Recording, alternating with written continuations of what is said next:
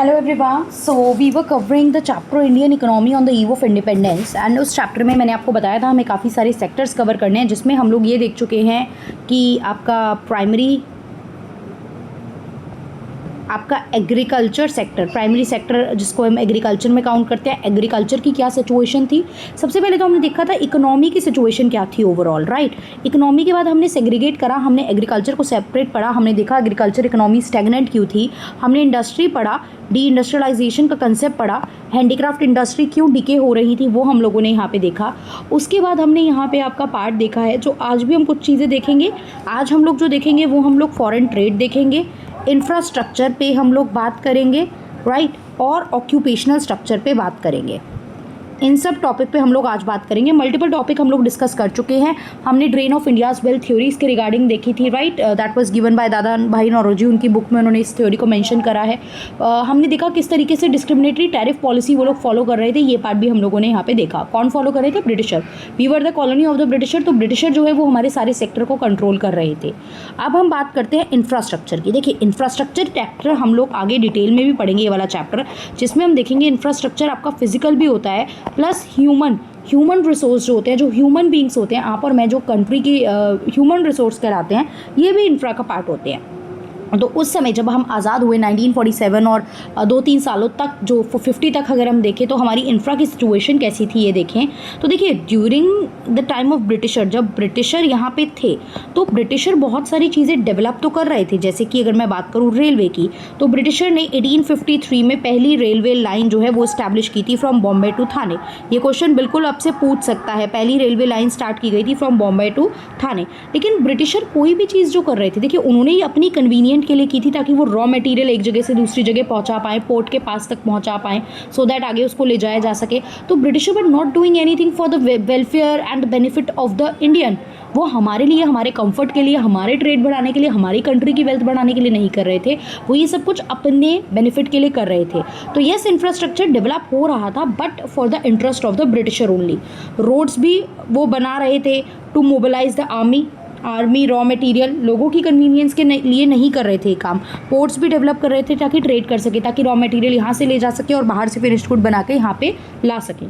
तो ये चीज़ें थी। लेकिन जो इंफ्रास्ट्रक्चर था उसमें हमें कॉलोनियल एक्सप्लॉयटेशन देखने को मिल रहा था। वो बैलेंस्ड इकोनॉमिक डेवलपमेंट की बात नहीं कर रहा था। जो इंफ्रास्ट्रक्चर था that is serving the interest of the Britisher. Simple सी बात है। बहुत ज़्यादा जगह पे रोड जो बिल्ट हो रही थी देवर इनसफिशिएंट, वो उतना ज़्यादा प्रॉपरली नहीं हो रही थी।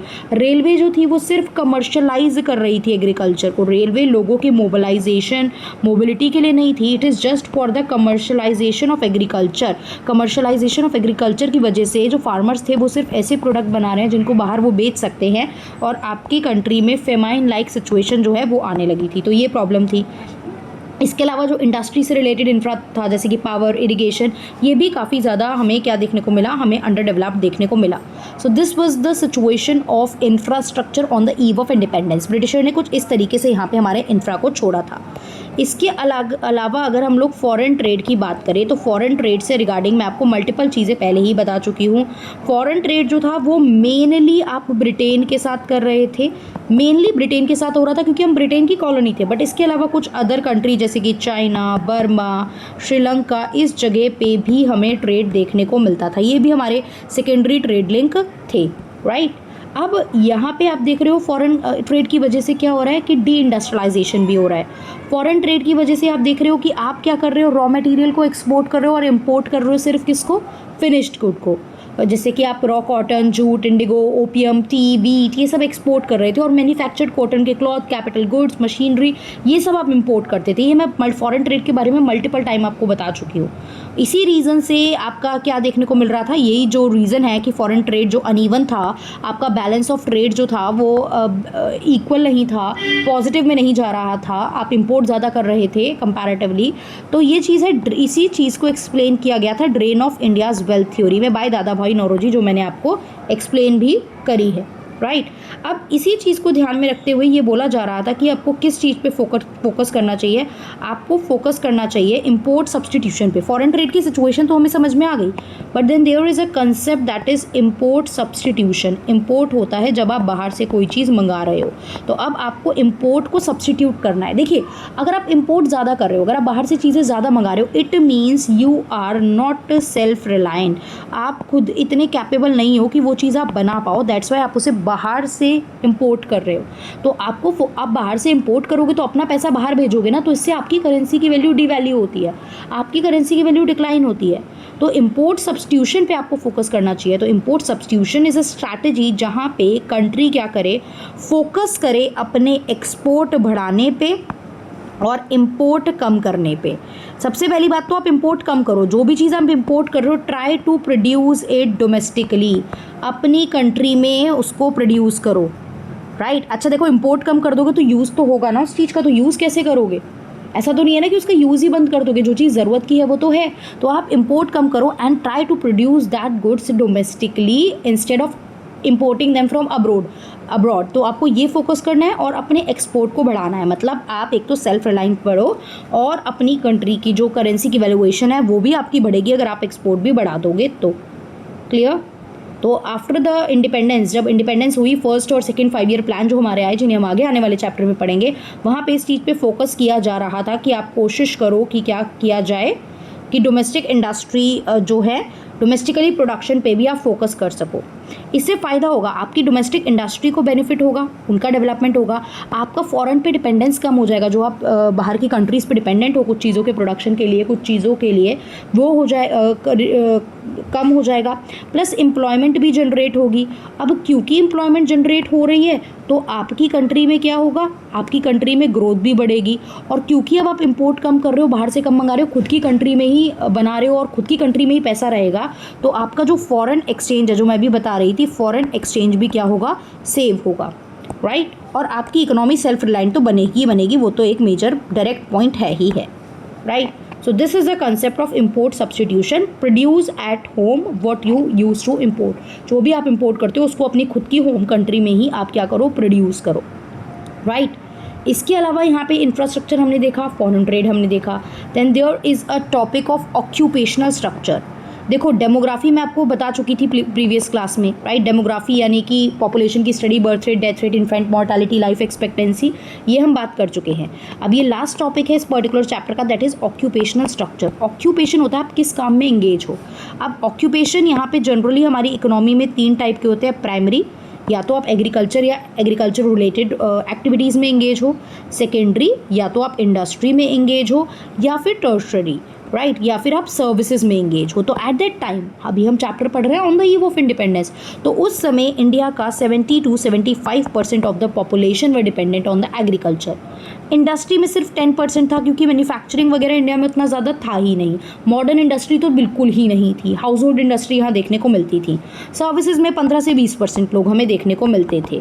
हमारा totally over dependence on agriculture था। वो चीज़ शो करती है कि हम उस समय पे एक अंडर डेवलप्ड कंट्री थे, क्योंकि हमारे पास मशीनरी नहीं है, हम सिर्फ एग्रीकल्चर पे डिपेंडेंट है। और एग्रीकल्चर से भी ग्रोथ कहाँ हो रही थी, एग्रीकल्चर की भी ग्रोथ बहुत ज़्यादा नहीं थी।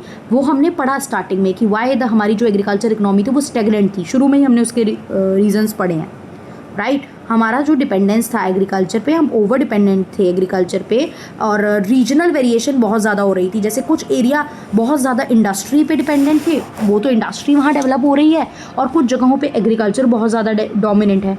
तो ये सारी चीज़ें, ऑक्यूपेशनल स्ट्रक्चर एक तरीके से बैलेंस नहीं था। और देखिए, यूजुअली जिन कंट्री में एक पैटर्न और एक ग्रोथ पैटर्न फॉलो होता है, वो क्या होता है कि आप अपना प्राइमरी सेक्टर स्ट्रॉन्ग करो, एग्रीकल्चर वगैरह स्ट्रॉन्ग करो, फिर इंडस्ट्री पे वर्क करो, और फिर अपनी सर्विसेज पे वर्क करो।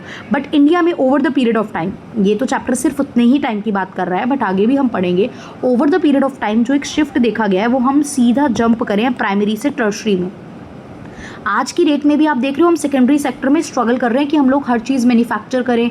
इंडिया में आप देख रहे हो एक तरीके से अलग अलग स्कीम आ रही है, आपने देखा होगा, make in India, digital India तो चलो इलेक्ट्रॉनिक उसके लिए आ रहा है आपका, मेक इन इंडिया, स्टार्टअप को बहुत ज़्यादा फैसिलिटी दी जा रही है, स्टार्टअप को लोन दे दिया जाएगा, आपकी MSMEs को बढ़ावा दिया जा रहा है कि आप MSMEs अगर इस इंडस्ट्री में हो तो आपको हेल्प की जाएगी सो दैट आप अपना प्लान ला के वर्क कर सको, ताकि हमारी कंट्री में भी इंडस्ट्री और मैन्युफैक्चरिंग प्रमोट हो सके, राइट। इसके अलावा वोकल फॉर लोकल, मतलब आपके पास इतने सारे प्रोडक्ट हैं, आप उसके लिए वोकल रहो, आप लोगों तक अपने जो लोकल प्रोडक्ट है, मतलब जो इंडिया के बेसिक प्रोडक्ट है, आप उनको लेके जाओ आगे तक, अपनी मार्केट बनाओ।